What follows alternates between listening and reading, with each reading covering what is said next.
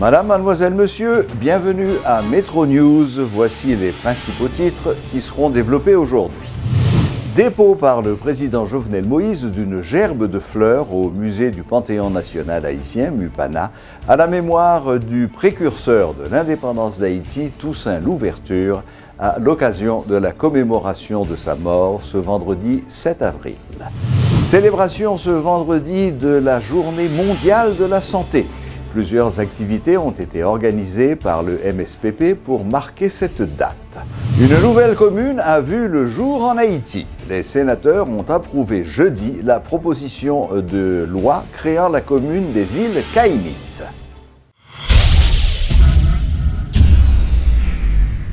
Le président de la République, Jovenel Moïse, accompagné de la Première Dame et du Premier ministre, a déposé une gerbe de fleurs ce vendredi 7 avril au musée du Panthéon national haïtien, MUPANA, à la mémoire du précurseur de l'indépendance nationale, Toussaint Louverture, à l'occasion de la commémoration de sa mort. En présence des présidents du Sénat et de la Chambre des communes, Youri Latortue et Cholzer Chancy, des membres du haut état-major de la police nationale d'Haïti et de hauts cadres de l'administration, le chef de l'État a salué celui qu'il appelle, je cite, « l'immense figure de la lutte en faveur de l'indépendance de la première république nègre du monde ». Le président de la République a ensuite visité la galerie des héros, puis signé le livre d'or du MUPANA avant d'assister, en présence notamment d'écoliers, au défilé traditionnel exécuté par les différentes unités de la police nationale d'Haïti.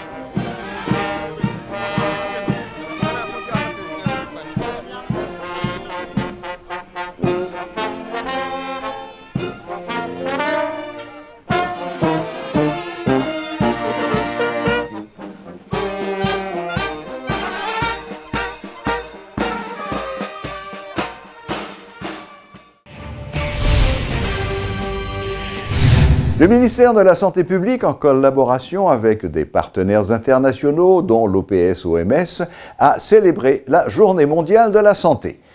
Placée sous le thème « La dépression », cette célébration était l'occasion pour le ministre de la Santé d'annoncer le lancement d'une campagne de sensibilisation contre la pathologie mentale. Greta Roy-Clément en a profité pour réitérer l'engagement du gouvernement en ce qui a trait à la prise en charge des maladies mentales. Sans la santé, on ne peut pas être productif et les ambitions d'atteindre une croissance économique sont vaines. Suite au premier constat, le gouvernement de la République est conscient des nombreux défis auxquels il doit faire face pour rendre accessibles les soins de santé de qualité et satisfaire les légitimes revendications relatives aux conditions de travail et aux arriérés salariales.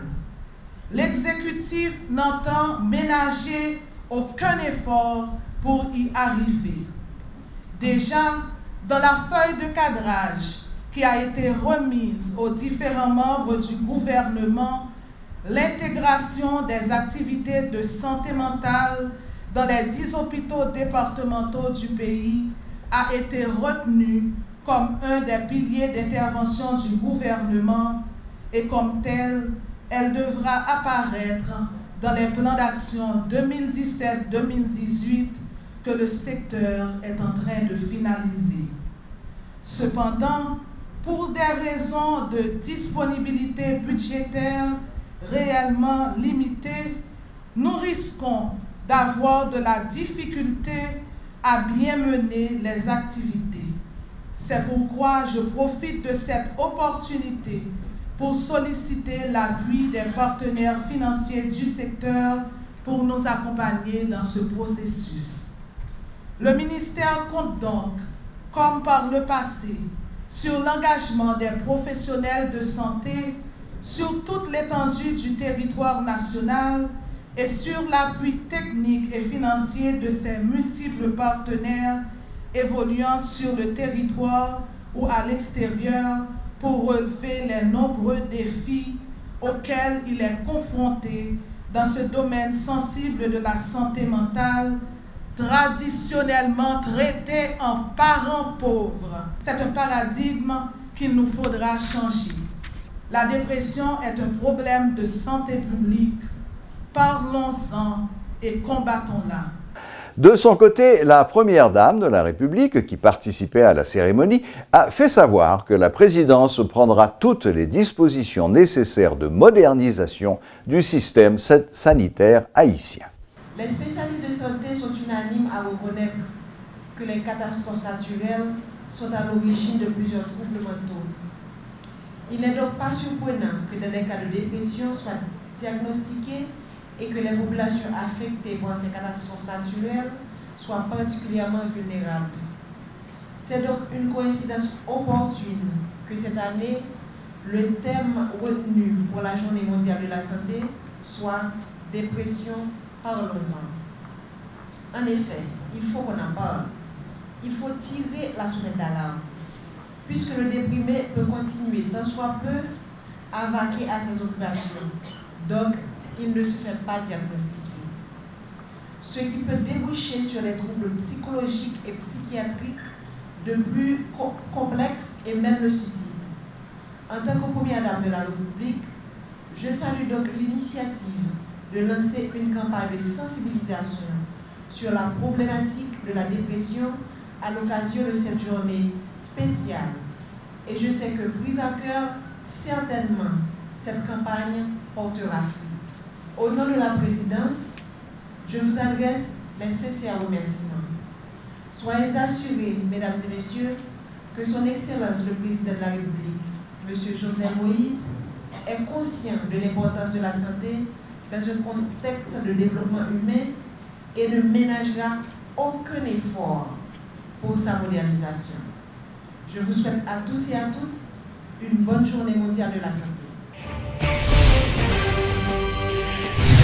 La dépression, parlons-en, était le thème d'une conférence débat organisée par l'hôpital Saint-François de Sales ce vendredi 7 avril à l'occasion de la Journée mondiale de la santé.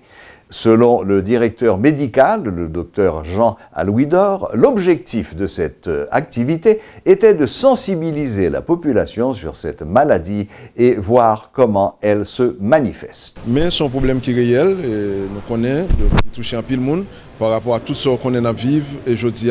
Donc, dépression, c'est un problème qui est bien là, c'est une maladie qui est bien là, il y a un pile monde dans la population haïtienne qui est touchée par lui. Donc, on connaît par rapport à la culture, nous. Donc, le plus souvent, les gens plongent dans l'état ça, le plus souvent, ils ont une étiquette, ils disent c'est fou. Et les ça, bon, ils ont un petit genre lago presque pour tout. Et ils n'ont pas qu'à bénéficier d'un encadrement familial qui laisse ça être capable de prendre en charge et orienter vers un spécialiste. Mais, bon, c'est un problème qui est vraiment réel dans la société. Et les gens, j'aime dire là, le plus souvent, c'est qu'ils ont lagué au long coin, donc ils pensent que c'est les gens qui fou et les ça n'ont pas offert l'assistance qui est appropriée. Donc, nous avons des facteurs sociaux, nous avons des facteurs psychologiques, nous avons des facteurs biologiques, vous comprenez? Donc, tout bagage ça ensemble. Bon, il y a des gens qui ont un problème lourd dans la famille qui a pesé sous dos et que il pas devant, il pas derrière, et puis il a réfléchi à problème non. Dans un premier temps, il a plonger, jusqu'à ce que ces problèmes pèsent le net, et puis ça, il n'a pas qu'à sortir contre la rivière. Donc, il laisse ça, il vient détaché, donc c'est soit il n'a pas qu'à manger ou bien il a mangé en pile, donc il vient pas qu'à faire rien, il n'a pas qu'à travailler, il est fatigué. Donc c'est tout le bagage ça qu'il faut reconnaître c'est une dépression et c'est ça pour vraiment offrir mon encadrement pour capable orienter vers un spécialiste. Haïti dispose d'une nouvelle commune. Il s'agit des îles Caïmites. En effet, les sénateurs ont voté jeudi en première lecture la proposition de loi créant la commune des îles Caïmites. Les parlementaires ont suivi la recommandation de la commission sénatoriale intérieure, collectivité territoriale, développement frontalier et aménagement du territoire, qui dans son rapport recommandait la création de cette commune, considérant l'incapacité de la commune de Pestel, dont dépendent les îles Caïmites, à fournir des services de base à la population de cette localité, et en tenant compte de la volonté manifeste des habitants de ces îles d'acquérir leur autonomie administrative.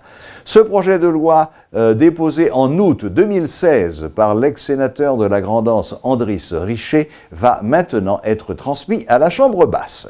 Les Caïmites sont un ensemble de 2 îles situées au sud du golfe de la Gonâve, à environ 35 km à l'est de Jérémie, dans le département de la Grand'Anse.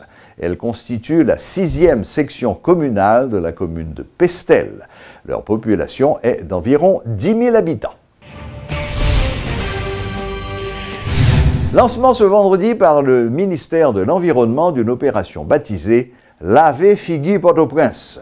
Selon le ministre de l'Environnement, Pierre-Simon Georges, une vaste campagne d'assainissement sera réalisée dans le cadre de cette opération. Nous pas capables de continuer à faire pays à ça.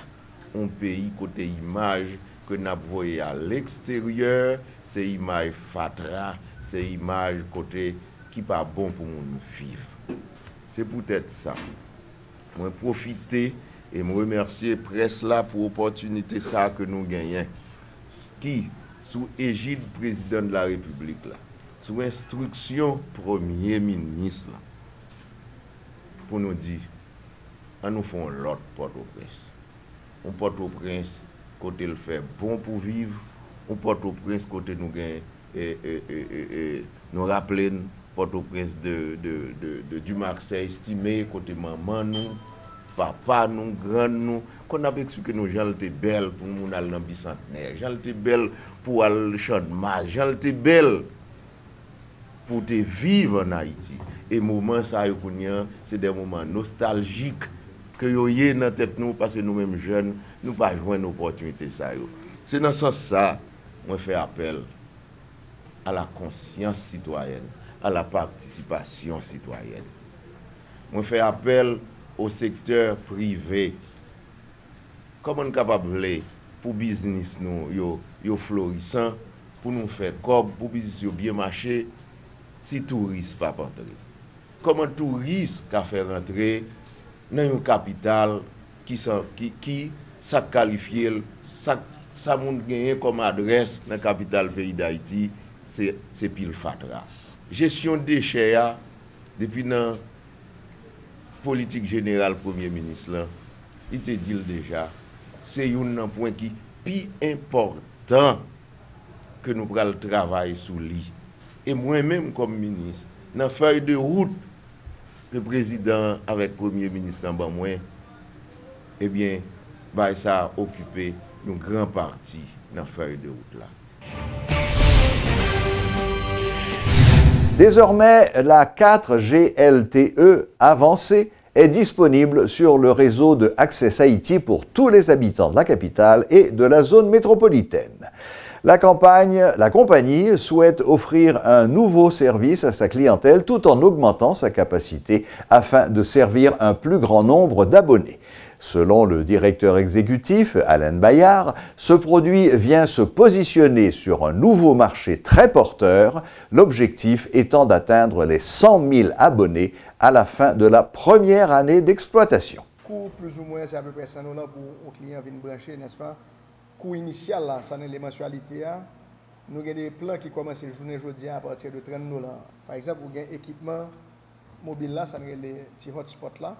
Okay? Donc, avec petit appareil, ça, au client qui a branché jusqu'à 10 ordinateurs ou bien téléphone ou bien quelque chose ça lié et il peut mettre dans la poche. Jean Oué, son bagage qui est plus petit passer au téléphone.